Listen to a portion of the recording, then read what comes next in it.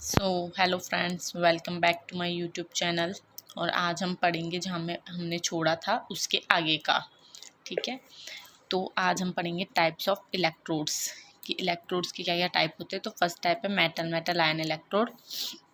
Metal dipped in aqueous solution of metal ion, यानी ये भी मेटल है और यहाँ पर उसी का मेटल आयन है।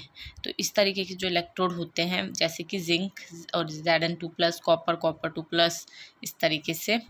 तो एनोड पर क्या होता है हमारे पास, हमें पता है हमेशा एनोड पर ऑक्सीडेशन होगा, यानी इलेक्ट्रॉन निकलेंगे और ऑक्साइड ये ऑक्सीडेशन होके ये बनता है। कैथोड पर रिडक्शन होता है। ठीक है, एग्जांपल जैसे अपन जिंक का देख लेते हैं, 2 इलेक्ट्रॉन निकल के Zn2+ बना, कैथोड पर Zn2+ प्लस 2 इलेक्ट्रॉन जिंक बन गया। तो इस तरीके के जो इलेक्ट्रोड होते हैं वो metal and metal ion electrode कहलाते हैं, सेम। ओके, ये एक और एग्जांपल है। ठीक है, मेटल अमलगम इलेक्ट्रोड्स। ठीक है, इन metal amalgam metal has zero oxidation state. Okay, ये हमें सबको पता है। यहाँ पे जो मेटल अमलगम इलेक्ट्रोड्स है इसके अंदर metal has zero oxidation state होती है। 10 सेकंड है रेडॉक्स इलेक्ट्रोड। रेडॉक्स इलेक्ट्रोड में क्या होता है, inert electrode like platinum dipped in a aqueous solution in which a metal present in to oxidation state. यानी कि रेडॉक्स इलेक्ट्रोड में ये होता है जैसे कि प्लेटिनम है वो एक्वस सॉल्यूशन के अंदर डिप करा हुआ रहेगा, जहाँ पर जो मेटल है वो प्रेजेंट होता है 2 ऑक्सीडेशन स्टेट के अंदर। ये इस तरीके से आप देख सकते हैं, प्लेटिनम का इलेक्ट्रोड है और ये फेरस की +2 और +3 दोनों ऑक्सीडेशन स्टेट है। ये देखिए एग्जाम्पल, क्योंकि यहाँ पर रेडॉक्स है, दोनों क्रियाएं होगी, अपचयन और उपचयन, इसलिए 2 ऑक्सीडेशन स्टेट में। इनको नाम से अपन को जोड़ के देखना है तो हमें याद हो जाएगा। रेडॉक्स का मतलब क्या होता है कि अपचयन भी है उपचयन भी है, यानी कि 2 ऑक्सीडेशन स्टेट वाली चीज़ इसमें इसलिए बोली है। मेटल आयन, तो ये नाम से पता चल रहा है कि ये भी वही मेटल है, ये भी वही मेटल आयन है। It's simple. तो एनोड पर जो होता है ये फेरस, ये हमें पता है माइनस हुआ है, फेरस 3+ बना, ऑक्सीडेशन हो गया, कैथोड पर रिडक्शन हो गया। ओके, इसी तरीके से ये वाला एग्जांपल है। नेक्स्ट है गैस इलेक्ट्रोड्स। गैस इलेक्ट्रोड्स में क्या होता है, इस तरीके से प्लेटिनम वायर है, देन यहाँ पर H2 गैस जो है ये अंदर जाती है और यहाँ पर HCl का सॉल्यूशन भरा हुआ है। Hydrogen electrode, chlorine electrode, oxygen electrode, इस तरीके से होते हैं ये। हाइड्रोजन इलेक्ट्रोड अपन समझ सकते हैं, प्लेटिनम ये मैंने बता ही दिया, H2 गैस और ये H+ का एक्वस सॉल्यूशन। इसी तरह क्लोरीन में ये जो है यहाँ पर क्लोरीन गैस हो जाती है, यहाँ पे Cl- का एक्वस सॉल्यूशन हो जाता है। ऑक्सीजन में O2 गैस हो जाती है और OH- का सॉल्यूशन हो जाता है। हाइड्रोजन इलेक्ट्रोड में एनोड पर क्या होगा वही अपन को पता है, ऑक्सीडेशन होगा, कैथोड पर रिडक्शन होगा। क्लोरीन में भी सेम, एनोड पर क्लोरीन में से एक इलेक्ट्रॉन गया, Cl2 बना, ये ऑक्सीडेशन हो गया, यहाँ पर रिडक्शन हो गया। इसी तरीके से इसके अंदर हुआ। तो ये चीज़ आई होप आपको समझ आ गई होगी। देन हम देखते हैं मेटल इन सॉल्यूबल सॉल्ट इलेक्ट्रोड्स। अब इसमें क्या होता है, in this electrode metal coated with its sparingly soluble salt and dipped in the solution containing it's anion. यानी कि जो ये है सिल्वर और सिल्वर क्लोराइड अपन इस बोल सकते हैं, और क्लोरीन, यानी कि ये मेटल है Ag, इसके ऊपर AgCl का कोट, AgCl की कोटिंग हो रखी है और जो सॉल्यूशन है वो क्या है, KCl का। ये आप डेफिनेशन समझ सकते हैं, इलेक्ट्रोड मेटल कोटेड विथ, ठीक है, अपन ने इसी की उसकी कोटिंग कर दी AgCl की, and dipped in the solution containing it's anion. यानी कि जो क्लोरीन है इसका, ये जो एनायन है इसका सॉल्यूशन हमें लेना है KCl। ठीक है, यहाँ पर भी क्लोरीन, ये यहाँ पर भी क्लोरीन होना चाहिए, तो हमने KCl लिया। आ गया मेटल एंड इनसॉल्युबल सॉल्ट, ये मेटल है और ये इनसॉल्युबल सॉल्ट। अब इधर क्या होता है, कुछ इस तरीके से होता है, कैथोड पर AgCl प्लस इलेक्ट्रॉन Ag+ बना और क्लोरीन माइनस बन गया।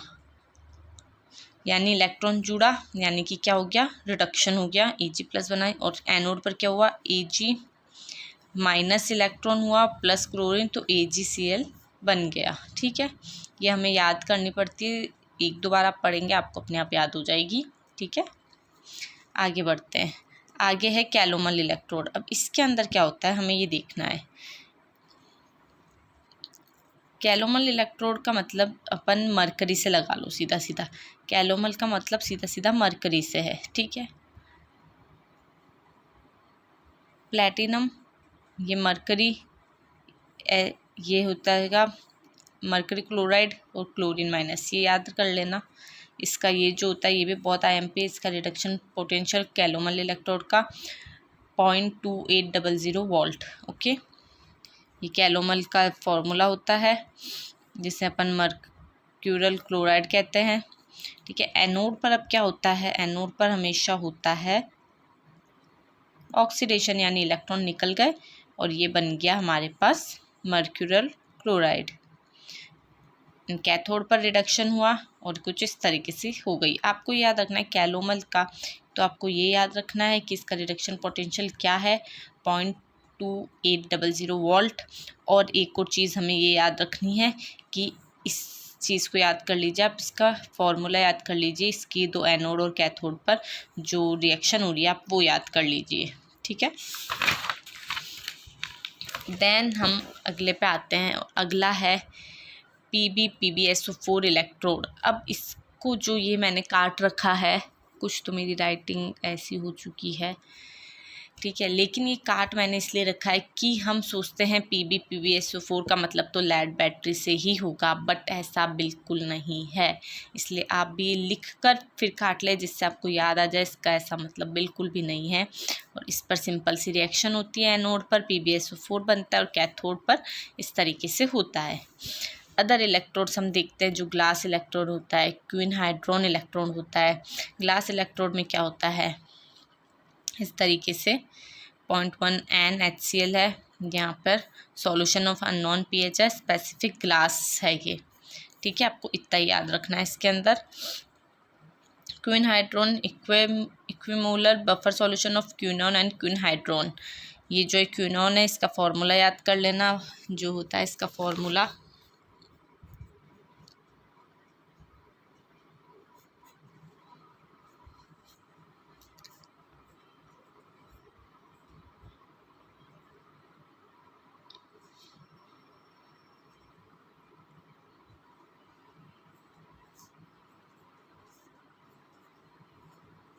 तो ये जो होता है ये होता है क्विनोन।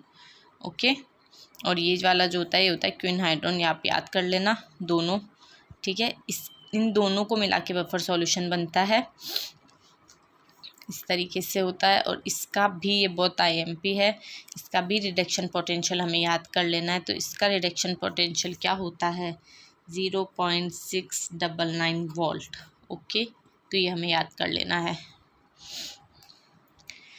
कैथोड पर वही होगा, एनोड पर ऑक्सीडेशन, कैथोड पर रिडक्शन। ठीक है, तो उसका हमें क्या था, हमने पढ़ा था अभी रिडक्शन पोटेंशियल 0.2800 था, ये देखिए। और इसका क्या है 0.699। ओके, याद कर लेना है आपको। आगे बढ़ते हैं अब ये कुछ क्वेश्चंस हैं, ये इसके लिए हैं जिससे आपको क्लियर हो जाए। Which one of the following is used as reference electrode in pH meter.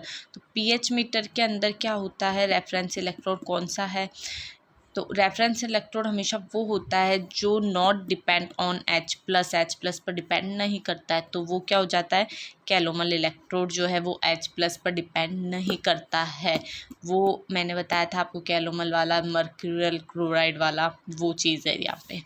Which of the following is use, working electron जो होते हैं वो डिपेंड्स ऑन H+ होते हैं, तो वर्किंग कौन कौन से होंगे, कैलोमल को छोड़कर हाइड्रोजन, क्वीन हाइड्रोन, ग्लास, तीनों H+ पर डिपेंड करते हैं, तीनों हो जाएंगे working electrode in pH metre.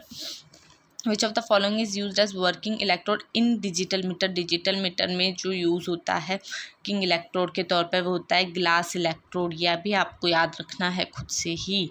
ठीक है, इसको आप डिजिटल pH मीटर, डिजिटल जो चीज़ें उसमें अधिकतर ग्लास यूज़ होता है। इस तरीके से आप इसको दिमाग में रख सकते हैं कि इसके लिए वर्किंग जो होता है इलेक्ट्रोड वो ग्लास इलेक्ट्रोड होता है। Which of the following is reference electrode in electrochemical series. तो इसके अंदर हाइड्रोजन इलेक्ट्रोड होता है। इन इलेक्ट्रोकेमिकल सीरीज में हाइड्रोजन इलेक्ट्रोड होता है। Which of the following can't work as working electrode for solution has pH is greater than 10 in pH meter. तो इसका जो होगा वो होगा क्वीन हाइड्रोन। pH अगर ग्रेटर देन 10 है तो उस पर कौन काम नहीं करता है, तो वो होता है क्वीन हाइड्रोन। ओके, अब हम बढ़ते हैं आगे। आगे हम देखते हैं वर्किंग इलेक्ट्रोड, वह सारे इलेक्ट्रोड जिनका इलेक्ट्रोड पोटेंशियल pH H+ पर निर्भर करता है, ये मैंने बता ही दिया है आपको। और hydrogen, glass, quinhydrone, not working for solution pH greater than 10, ये भी बता दिया है मैंने, ये भी मैंने आपको पीछे बता दिया है। ठीक है, अब हम आगे बढ़ते हैं। The electrode show 0। ओके, तो इसके अंदर H2 जो है 1 ATM है, लेकिन जो H+ की कंसनट्रेशन है 0.5 m है। इसमें दोनों चीज़ें 1 होनी चाहिए। ये 1 ATM है, लेकिन यहाँ पे कंसनट्रेशन हो गई H+ की 2 m हो गई, क्योंकि 1 है और ये 2 है, 2 × 1 2 हो गई। यहाँ पर ये 2 है, ये हो ही नहीं सकता, यहाँ पर 1 है और ये इसको गुना करेंगे तो ये भी 1 है। तो ये वाला आंसर इसमें 4th सही है। ठीक है, इसके आगे का अब हम पढ़ेंगे कल। Okay, thank you so much.